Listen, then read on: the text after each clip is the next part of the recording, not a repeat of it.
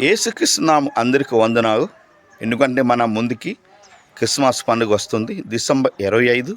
కాబట్టి మీరు ప్రతి సంఘానికి కూడా క్రిస్మస్ పండుగని జరుపుకోండి.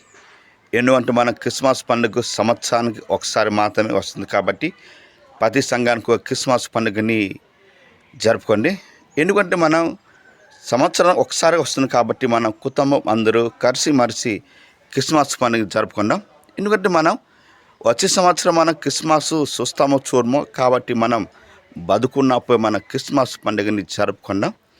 ఎందుకంటే కుటుంబం అందరూ కలిసి క్రిస్మస్ పండుగ చేస్తే ఆనందం సంతోషం ఉంటుంది. ఎందుకంటే మనం కుటుంబం అందరూ కలిసి మనం క్రిస్మస్ పండుగ చేస్తే ఎంత ఆనందం సంతోషం ఉత్సాహం వస్తుంది. కాబట్టి మీరు ప్రతి సంఘానికి కూడా క్రిస్మస్ పండుగ జరుపుకోండి. డిసెంబర్ 25 నాకు క్రిస్మస్ వచ్చిందనుకో నాకు ఆనందం